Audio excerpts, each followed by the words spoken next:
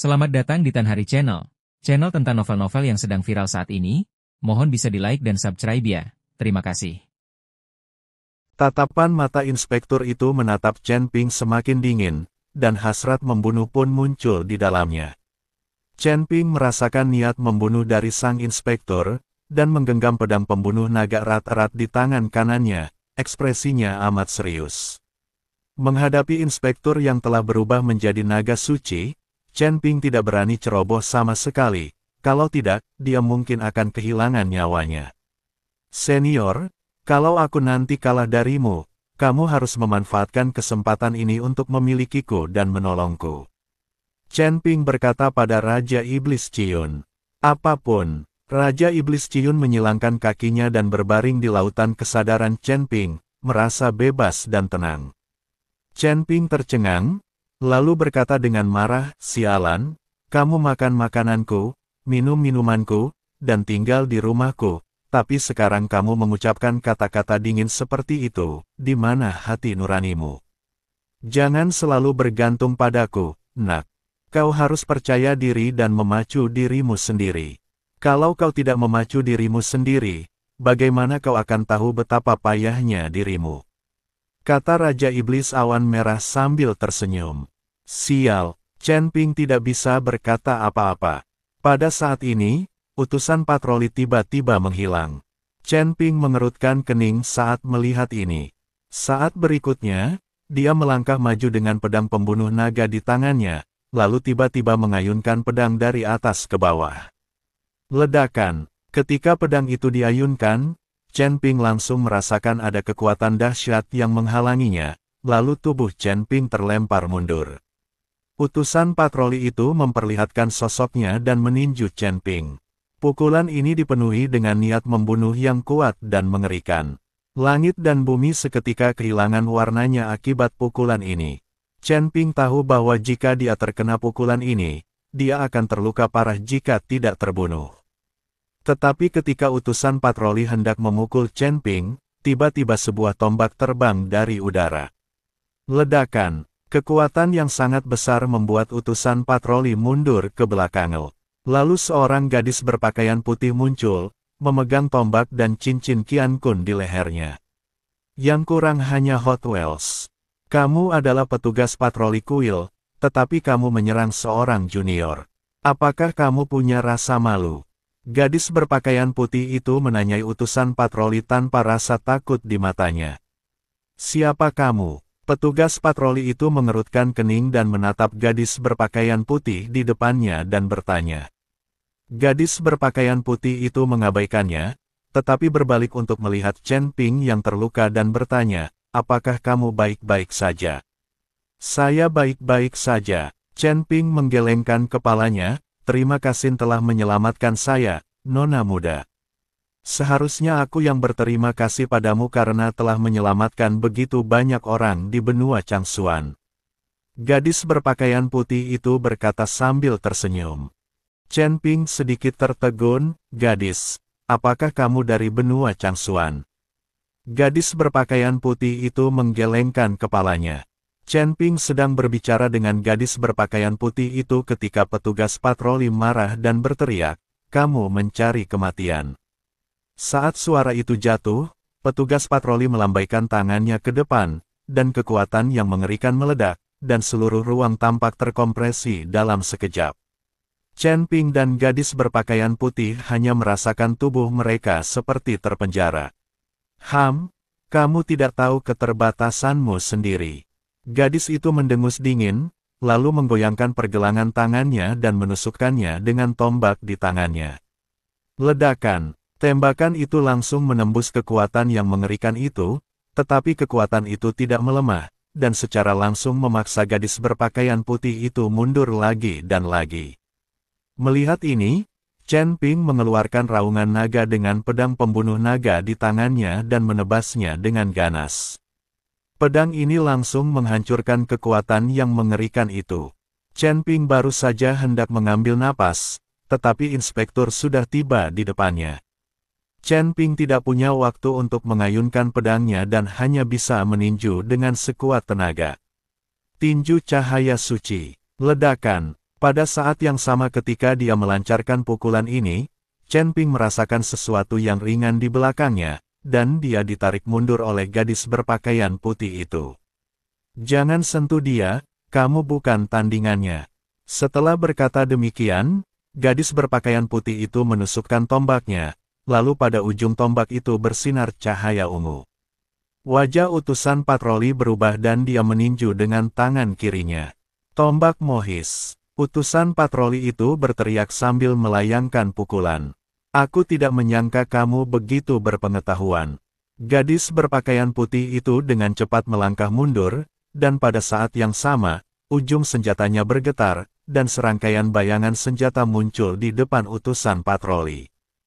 Mata petugas patroli itu tiba-tiba menyipit dan dia cepat-cepat mundur, jelas-jelas takut pada tombak Mohis. Melihat hal ini, Chen Ping mengayunkan pedangnya dan ingin membunuh inspektur itu saat dia sedang waspada. Satu pedang memutuskan segalanya. Chen Ping mengayunkan pedangnya, dan energi pedang meledak dari pedang pembunuh naga. Energi pedang berubah menjadi seekor naga emas, dengan api berkobar di sekujur tubuhnya, meraung dan berlari ke arah utusan patroli.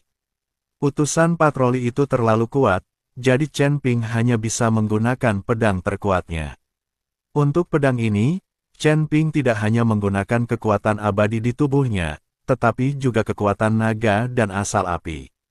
Segala jenis tenaga diintegrasikan bersama. Dia berusaha sekuat tenaga untuk membunuh utusan patroli itu dengan pedang ini. Utusan patroli juga merasakan kekuatan pedang Chen Ping.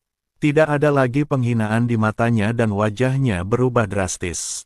Tetapi pada saat ini, dia tidak punya cara untuk menghindarinya, karena pedang Chen Ping terlalu cepat dan waktunya sangat tepat. Utusan patroli itu berteriak dengan marah, menyilangkan tinjunya dan mengayunkannya secara tiba-tiba. Dia memukul dengan kedua tangannya, menggunakan seluruh kekuatan hidupnya, dan seluruh kekosongan mulai terdistorsi di bawah kedua tangan ini. Ledakan, disertai suara ledakan keras, tubuh Chen Ping langsung terpental mundur. Utusan patroli juga tidak berada dalam situasi yang baik, karena kedua lengannya hancur akibat pukulan itu. Tanpa lengannya, inspektur itu tahu ia tidak dapat melawan lagi dan ingin mundur. Tetapi tombak gadis berpakaian putih itu sudah ada di depannya.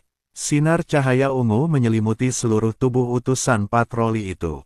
Utusan patroli itu menggertakkan giginya, dan jiwanya langsung meninggalkan tubuhnya. Pada saat yang sama, tubuhnya meledak di bawah cahaya ungu. Tombak Mohis memang sesuai dengan reputasinya. Patroli jiwa utusan patroli mundur dan mencoba melarikan diri. Masih ingin lari, gadis berpakaian putih itu hendak mengejar dengan pistol, tetapi beberapa sosok muncul di langit dalam sekejap. Mereka semua adalah orang-orang dari 8 istana, yang berdiri di depan utusan patroli. Pada saat yang sama, bumi bergetar, dan semua prajurit dari kota Feihu yang melarikan diri kembali lagi. Xie Zong juga ada di antara mereka, karena dia harus kembali. Di belakangnya, Huo Zhao secara pribadi mengawasi pertempuran, jadi Xie Zong tidak berani untuk tidak kembali. Melihat ini, gadis berpakaian putih itu tidak mengejarnya, tetapi mengulurkan tangan dan menarik Chen Ping ke atas. Dahi Chen Ping dipenuhi keringat dingin dan dia terengah-engah. Pertarungan ini menyedot banyak tenaganya. Jika gadis berpakaian putih itu tidak muncul, Chen Ping tidak akan mampu menghadapi utusan patroli kuil dan harus dirasuki oleh Raja Iblis Awan Merah. Melihat orang-orang dari istana ke-8 datang, ekspresi inspektur itu menjadi tenang. Sekalipun tubuh fisiknya telah tiada, selama jiwa masih ada, tubuh fisik dapat dibangun kembali. Hanya butuh waktu. Inspektur Huo Zhao datang ke hadapan inspektur dengan sikap yang sangat hormat. Para inspektur ini setara dengan penegak hukum di seluruh kuil, dan mereka secara khusus bertanggung jawab untuk memeriksa kondisi di setiap cabang kuil, sama seperti Departemen Inspeksi Disiplin. Tatapan mata petugas patroli itu dingin saat dia menatap tajam ke arah Huo Zhao dan berkata, "Biarkan seseorang membunuh mereka. Kau antar aku kembali ke istana. Aku ingin membangun kembali tubuhku." Sesuai perintahmu. Huo Zhao mengangguk, lalu berkata kepada Jie Zong, semuanya, ambil tindakan. Siapapun yang lolos tanpa izin akan dimusnahkan. Ketika Xie Zong mendengar ini, dia dengan enggan memerintahkan, bunuh. Prajurit yang tersisa dari kota Feihu semuanya bergegas menuju Chen Ping dan gadis berpakaian putih. Sekelompok besar orang, berhadapan dengan dua orang. Pada saat ini, Jie Zong tidak berani menahan diri sama sekali. Huo Zhao melirik Chen Ping dengan ekspresi yang sangat rumit, lalu melindungi jiwa utusan patroli dan pergi dengan cepat. Jika inspektur itu benar-benar mendapat masalah di wilayahnya, akan sulit baginya, Master Istana ke-8, juga. Chen Ping mengerutkan kening saat dia melihat kerumunan orang yang bergegas ke arahnya. Apa yang sedang kamu pikirkan? Tanya gadis berpakaian putih. Aku bingung, apakah harus lari atau tidak? Kata Chen Ping. Bagaimana menurutmu? Gadis berpakaian putih itu tersenyum. Berlar. Setelah mengatakan itu, Chen Ping berbalik dan hendak berlari. Namun sebelum dia bisa melarikan diri, dia melihat tanah berguncang dan sekelompok besar orang bergegas menghampirinya. Godfrey membawa orang kembali, Feng Xian, Humasi, Bai Yi, Xiurui, Nuokin. Mereka semua kembali, membawa serta semua prajurit dari Rhino City. Bagaimana mungkin kita meninggalkan kakak tertua kita sendiri? Bunuh semua orang sampai mereka semua musnah. Lalat pengganggu itu meraung. Para prajurit kota badak menyerbu ke arah prajurit kota harimau terbang. Kedua belah pihak bertarung lagi. Ketika Xie Chong melihat ini, dia sedikit mengernyit. Mereka jelas telah melarikan diri, tetapi sekarang mereka dipaksa kembali. Tetapi kali ini, dia tahu dia tidak bisa melarikan diri. Kalau tidak, dia tidak akan pernah bisa lolos dari hukuman kuil. Bunuh semua orang. Ini adalah saat terakhir pertarungan. Jie Zong berteriak. Para prajurit kota Feihu juga tahu bahwa sekarang mereka tidak punya jalan keluar lain selain bertarung sampai mati. Pertarungan mencapai puncaknya saat keduanya bersentuhan. Melihat ini, Chen Ping juga bergegas maju dengan pedangnya, tidak lagi berpikir untuk melarikan diri. Chen Ping, si gadis berpakaian putih, si gila abadi, Humasi, semuanya merupakan master. Mereka tak terkalahkan di antara para prajurit. Bahkan seorang prajurit kelas 1 di alam keabadian yang tersebar tidak akan pernah bertahan lebih dari satu putaran di tangan mereka. Secara bertahap, Rhino City memperoleh keunggulan. Jie Zong menatap semua yang ada di depannya, matanya dipenuhi ketidakberdayaan dan ketakutan. Jika semua anak buahnya terbunuh, kota Feihu tidak akan ada lagi, dan jabatannya sebagai penguasa kota akan tamat sepenuhnya. Tepat ketika Jie Zong merasa tidak berdaya, tiba-tiba bayangan hitam jatuh dari langit seperti tetesan air hujan. Orang-orang ini berpakaian hitam, dan masing-masing dari mereka sangat kuat. Setelah mengawal inspektur, Huo Zhao mengirim sejumlah besar orang dari 8 istana. Bergabungnya orang-orang dari 8 istana ini langsung menggeser keseimbangan ke arah kota Feihu. Di pihak kota badak, hanya Chen Ping dan kelompoknya yang lebih kuat, tetapi pria berpakaian hitam dari 8 istana ini semuanya berada di atas tingkat kedua alam abadi longgar. Harus saya akui, kekuatan kuil itu sungguh luar biasa. Jika tidak, salah satu istana ke-8 dapat mengendalikan seluruh kota Feihu dan menggunakan penguasa kota Feihu Jie Zong sebagai bawahannya. Hahaha, saudara-saudara, kami di sini untuk membantu. Orang-orang dari kuil ada di sini, bunuh mereka. Kelegaan ini memberi saya rasa percaya diri. Moral para prajurit di kota Flying Tiger juga langsung melonjak. Chen Ping mengerutkan kening. Dia tidak menyangka ada begitu banyak orang di 8 istana, dan mereka begitu kuat. Tetapi sekarang setelah perkelahian dimulai, akan sulit untuk melarikan diri.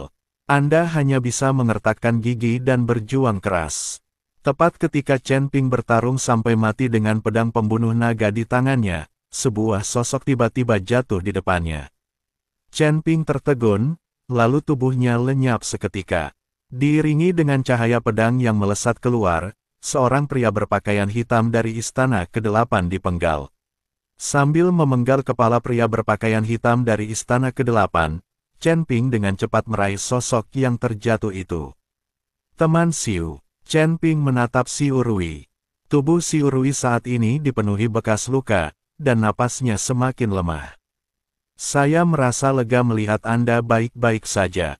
Setelah Xiu Rui selesai berbicara, dia muntah darah. Ketika dia mendengar bahwa Chen Ping dalam bahaya jika dia tetap sendirian, dia mengikutinya tanpa ragu-ragu. Bai Yi bahkan memanggil semua orang dari toko Linghu miliknya. Kau terlalu bodoh. Jika kau mengikuti pertempuran seperti ini, bukankah itu sama saja dengan bunuh diri? Chen Ping perlahan meletakkan Xiu Rui ke tanah dan berkata dengan bingung.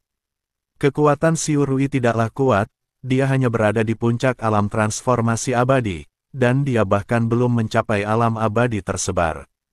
Berlari kemari untuk menyelamatkan diri sama saja dengan mencari kematian. Kau menyelamatkan hidupku. Aku tidak bisa hanya melihatmu dalam bahaya dan tidak melakukan apapun. Itu sepadan bahkan jika aku mati. Jika bukan karenamu, aku mungkin akan tetap berada di dalam kandang itu entah untuk berapa tahun. Nafas Xiu Rui semakin melemah. Jangan khawatir, aku tidak akan membiarkanmu mati. Sambil berbicara, Chen Ping mengeluarkan batu abadi yang diperolehnya dari tanah harta karun dan meletakkannya di tangan Xiu Rui. Ini adalah batu abadi, batu ini pasti bisa menyelamatkanmu. Dan pil-pil ini semuanya terbuat dari berbagai ramuan abadi. Chen Ping dengan murah hati menyediakan berbagai sumber daya kepada Xiu Rui untuk membantunya menyembuhkan luka-lukanya.